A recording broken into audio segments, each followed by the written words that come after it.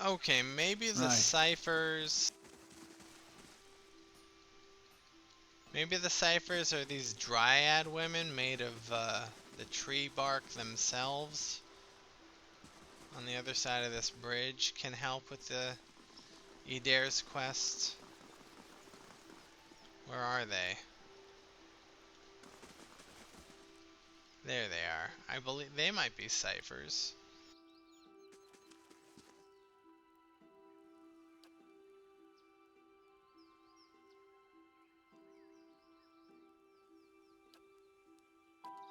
Let's try talking to Edair. Hey, what's on your mind?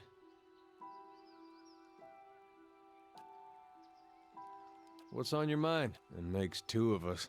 What's on your mind? Maybe not. Cipher, where are you?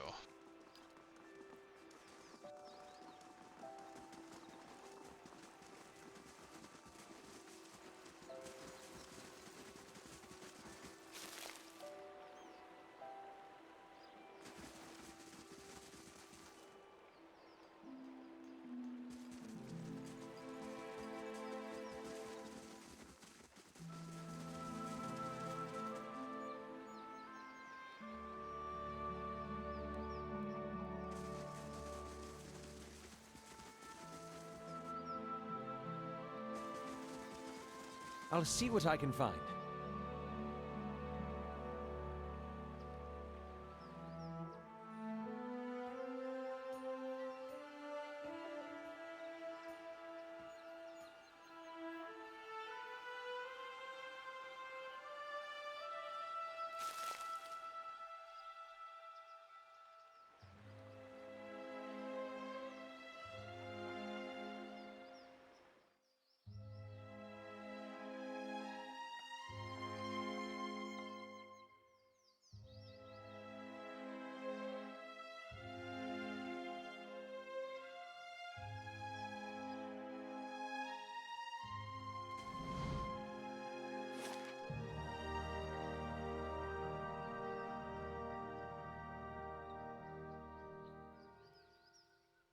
It's the Hall of Warriors. A cipher is a kind of warrior.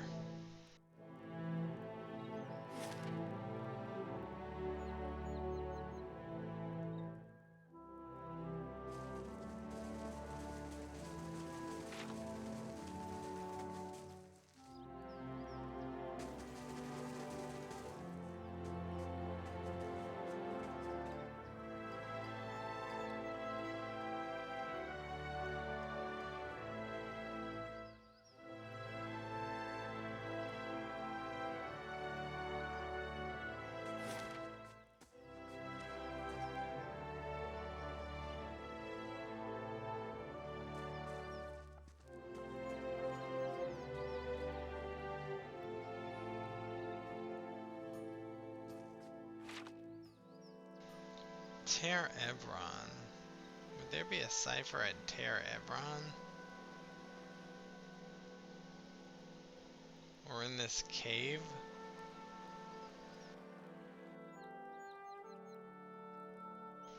Maybe in this cave. They're calling this cave Blood Sands.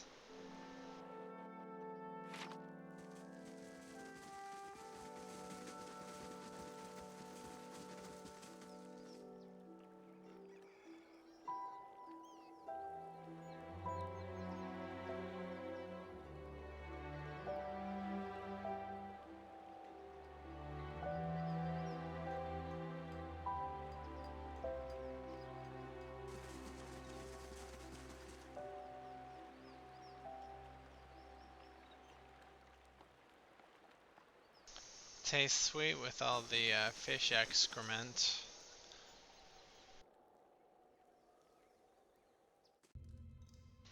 Alright, we're inside the Bloody Sands. I think we slaughtered everyone here, didn't we, at one point? But couldn't hurt to go backtrack like idiots.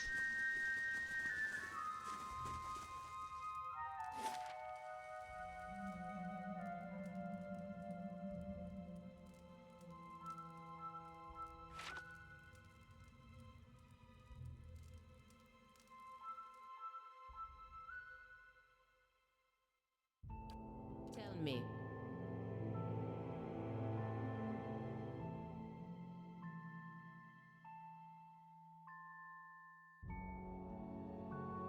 You know what? We'd better rest.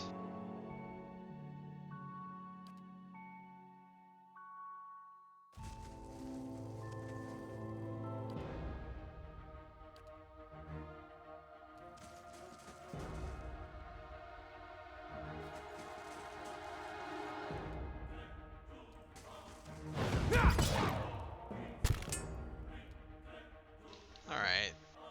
Aye? What?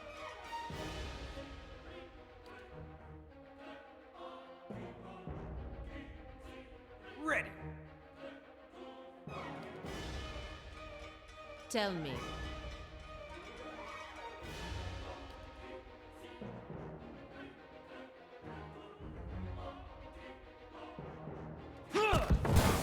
This thing. I'm ready.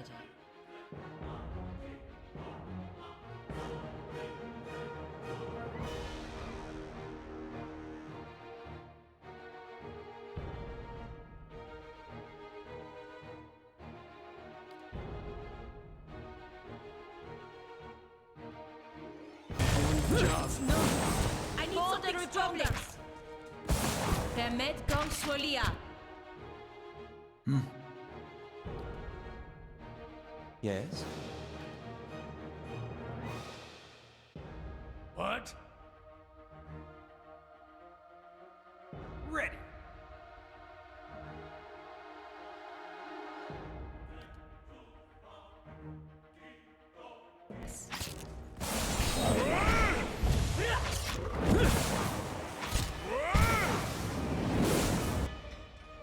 Yeah. Perhaps a little rest is in order.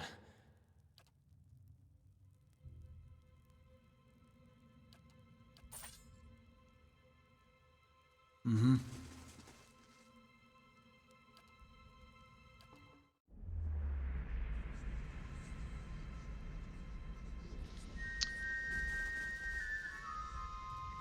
I don't know what we're doing here.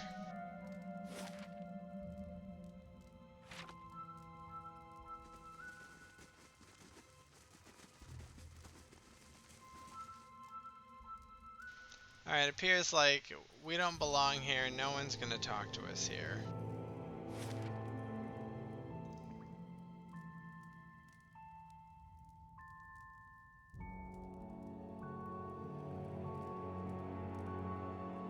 Is there a cipher hiding around here somewhere?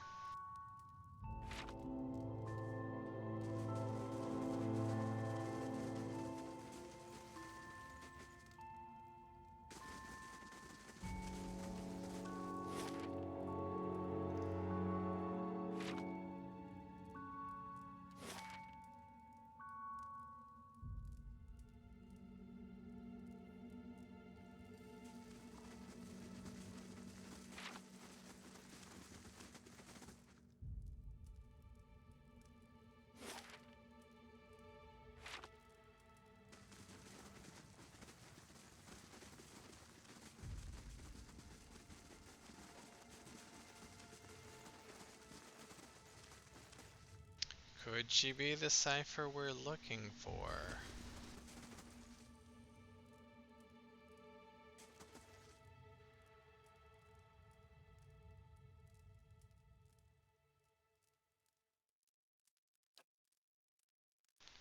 Might as well see what she has for sale.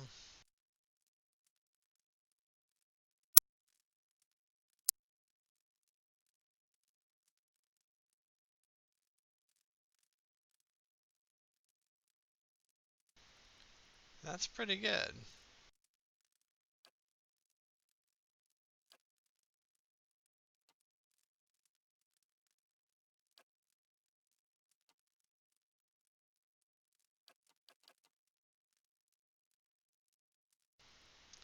I guess we'll get war paint for Eder and Gradius.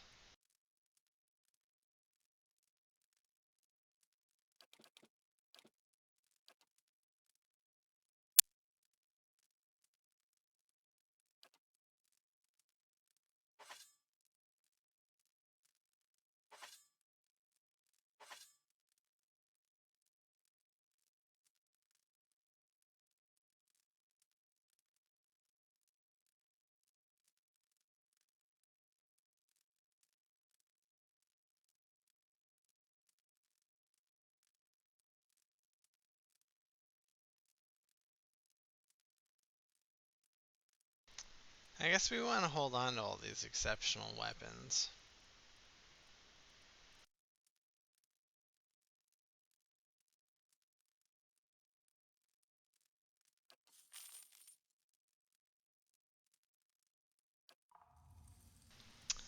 Alright, so there's no cipher here. I don't know what I was thinking, to tell you the truth. Where might a cipher go? Okay, might a cipher go...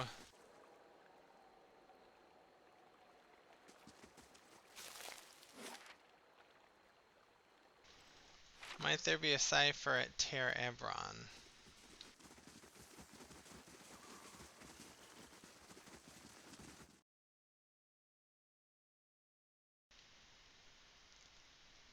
It appears to be empty.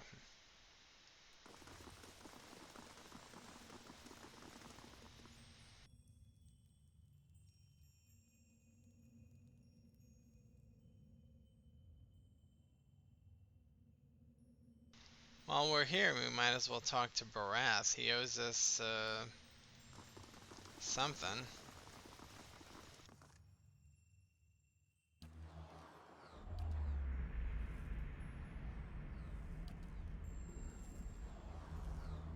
A toll, traveler.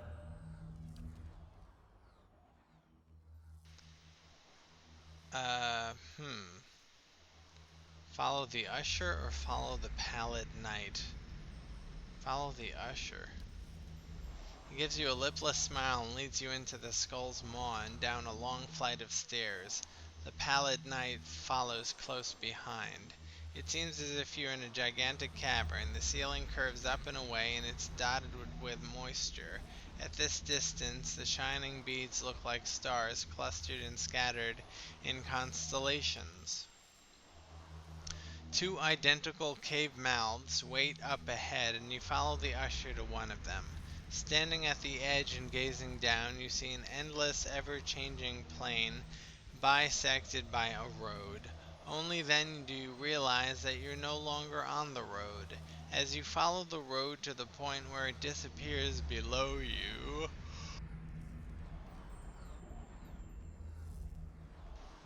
you realize that you're standing in one of the eye sockets of a massive skull. The usher points to the road. Archdruid Raistin appears below you. He's just as you remembered him, stern and smooth-skinned. Yet with each step along the road he grows, swelling with blood and essence.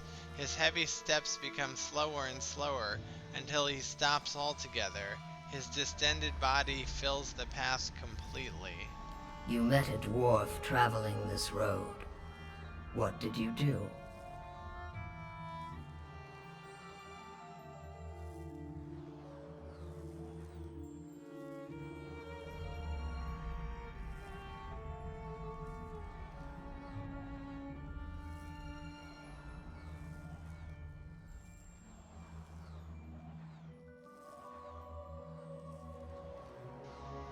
Huh.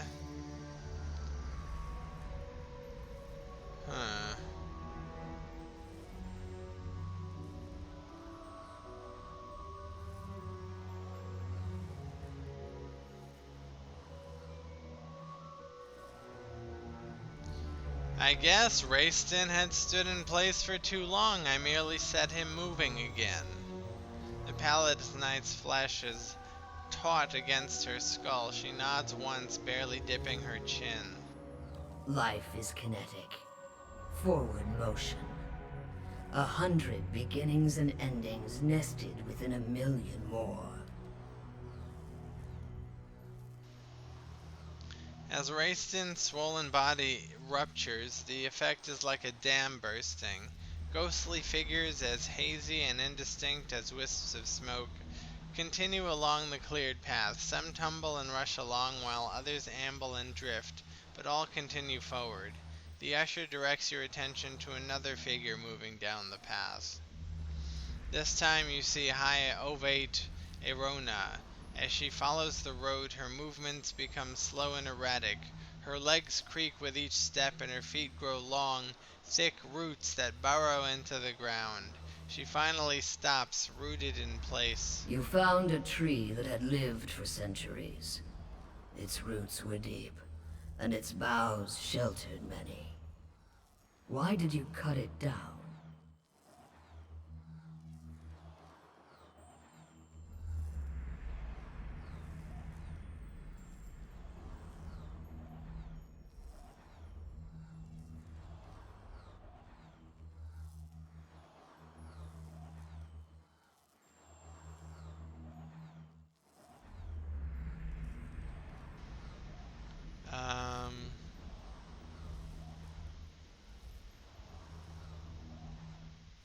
I don't know.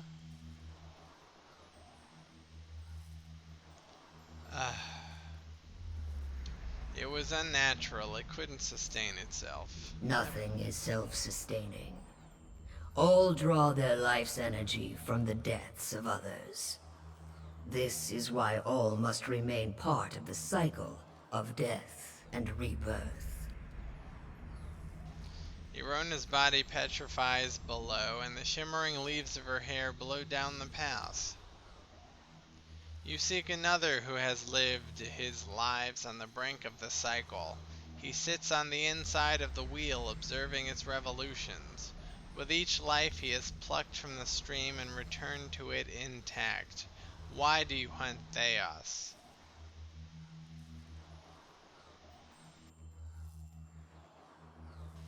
Theos has trapped thousands of souls for Woedica.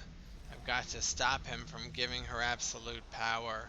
If you know this much, then another god has already spoken with you, and given you half of the answer. Theos serves Woedica. She desires an escape from her own cycle, power without decline. Theos has removed thousands of souls from the cycle so that their essence might empower her. The black depths of her eyes threaten to swallow you. You must stop him, and you must return them to the cycle.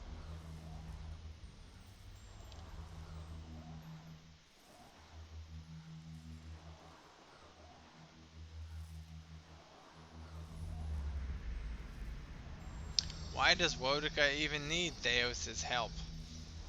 And why do you need mine for that matter? The gods guide souls through the scale of death and rebirth, but Eora is the domain of mortals. We stand aside, weights and counterweights. Were one to alter the tides of Kith, all would follow. We would tip this world from its axis. That is why Woedica directs a mortal to do her bidding, and why any who would stop Theos must be mortal as well.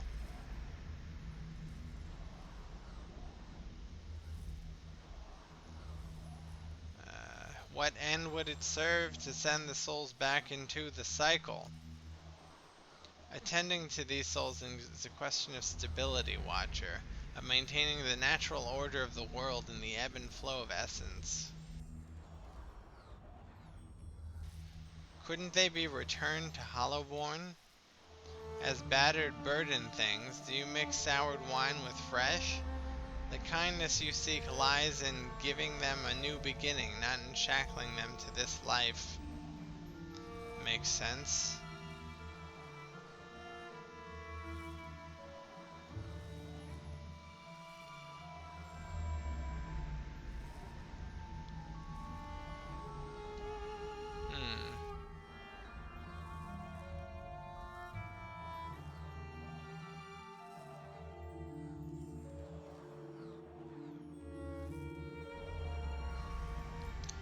Okay. If Theos has meddled with these souls, perhaps it would be better to destroy them. The cycle is merciless, but it is not wasteful. Time and the endless procession of rebirths eventually grind souls into dust, but until then they must pass from the world and return to it. Their continuing movement advances the cycle itself. Cycles are changeless and monotonous. Surely there's a better alternative. The illusion of revolution? It is merely part of another cycle, and a painful one. True change has structure, geometry. It is the product of cycles within cycles. 1,000 gears spinning and moving the universe by degrees. What's wrong with Wodika seizing this power? The cycle of Kith is a thing of balance. Likewise is the cycle of gods. We rise and fall in the favor of mortals, only to fall and rise again. But Wodika seeks the power to place herself outside this cycle. She would root herself and grow to the detriment of others. The usher silently gestures to the road where a broken tree and a husk of flesh are still visible. I think I understand what you're telling me. The usher gestures to the road in the starry expanse beyond while the pallid night speaks.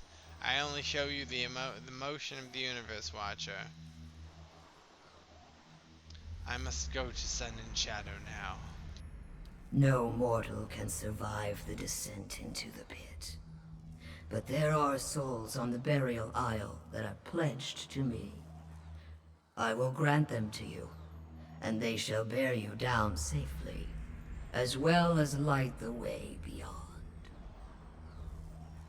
A multitude appears at the other end of the road, raising their voices and kicking up dust as they make their way toward you in a musical procession. Return them to the Cycle, Watcher. Promise that you will, and I shall give you power befitting a champion of death. The Pallid Knight raises a finger. Accept my favor, however, and I will demand this decision as your due. I collect from all mortals in time.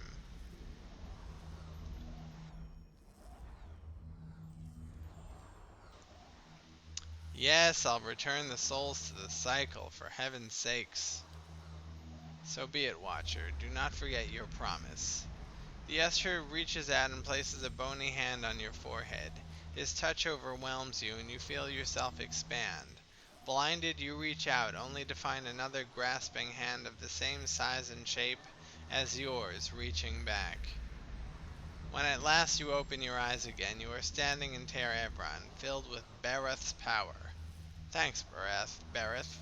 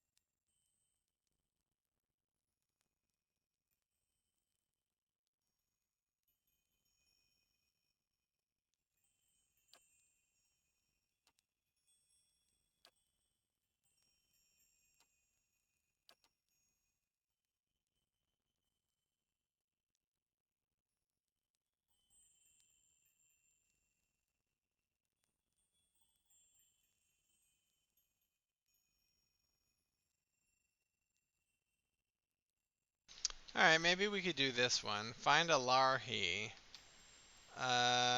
Northern Edge of Hearthsong.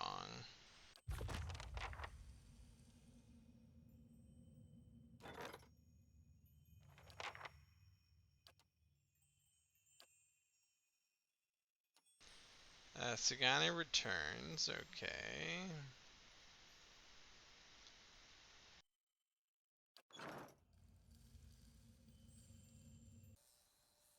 Okay, now where is Hearthsong?